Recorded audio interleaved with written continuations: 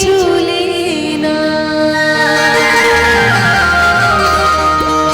और सातों बहिन गावेली गीतिया की झूली झूलेना। अरे मैया मोर गावेली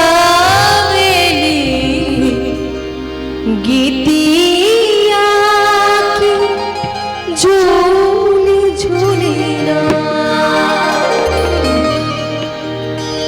निमिया की डाढ़ मैया लावेली झूलो हवा की झूली झूलेना।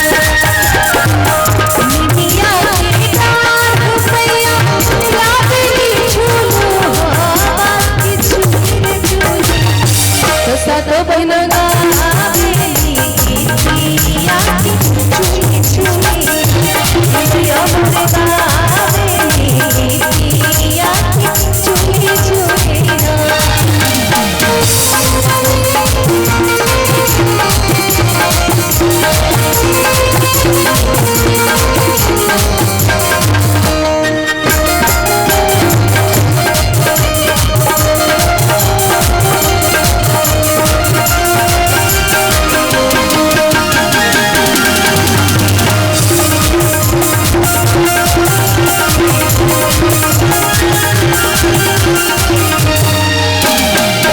झूलते झूला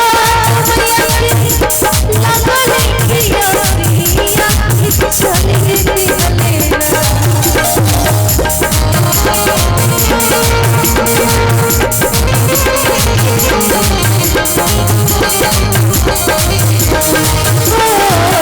झूलते झूला लगले पिया पिया चले दिलेना। मौला होरिया दुआर हो चली हलेना। मौला होरिया दुआर मैया चली हलेना।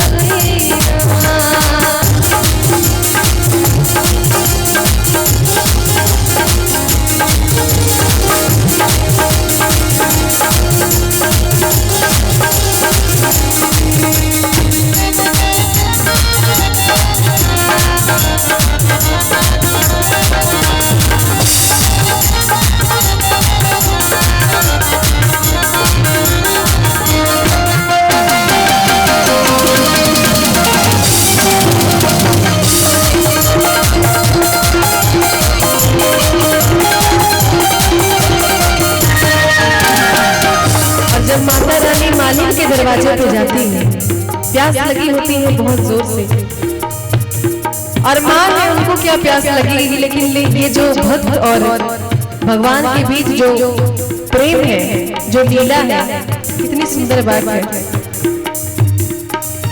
सूतला पानी चावल पानी आँखी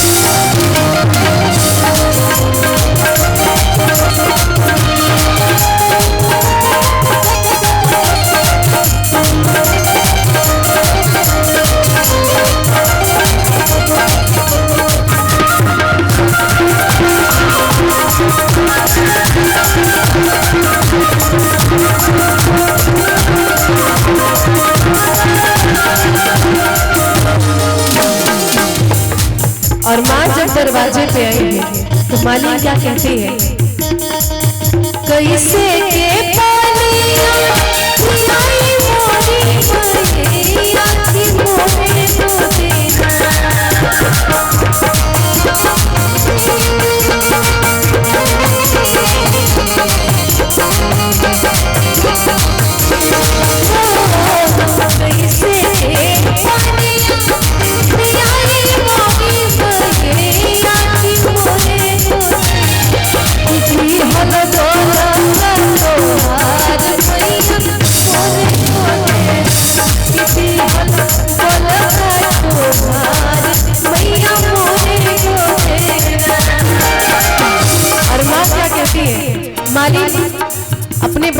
आशीर्वाद मांगती, बड़े दिमाग लगा के एक माँ होती है और अपने बच्चों के लिए सोचती है। जब माँ उसके दरवाजे पे आती है तो मालिन सोचती है कि ऐसा क्या करूं कि माता रानी मेरे बच्चे को आशीर्वाद दे दे। तो कहती है कि माँ मैं कैसे आपको पानी पिलाऊं, मेरे गोद में आपका दिया हुआ बालक है। तो माता रानी क्या कहती है, सोने के हाथों लगाए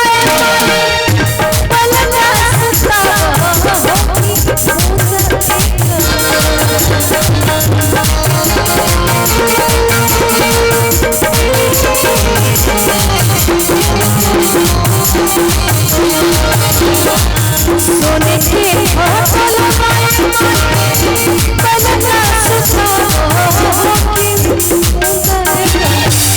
हमके पानिया पिया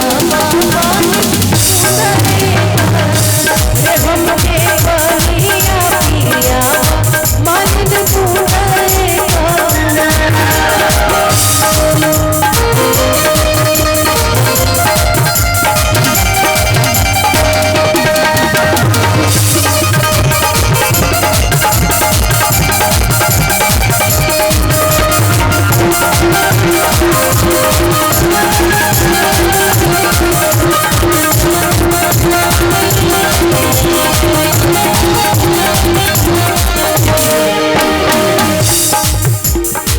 सोने के हाथों लगा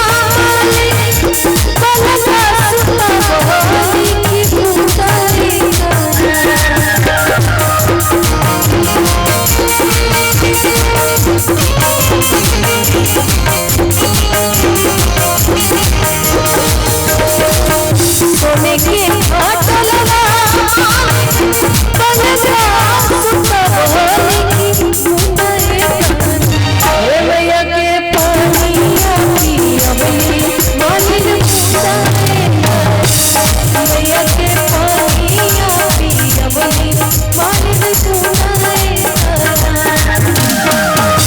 माता रानी को जब पानी पिलाती है तो माँ जब चलने लगती है तो आशीर्वाद देती है क्या,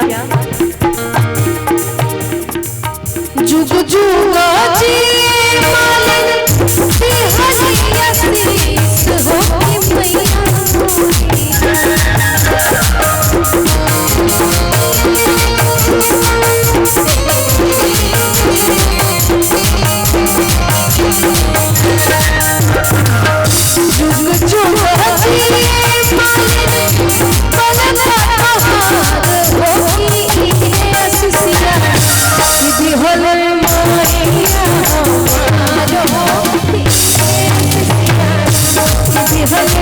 Maria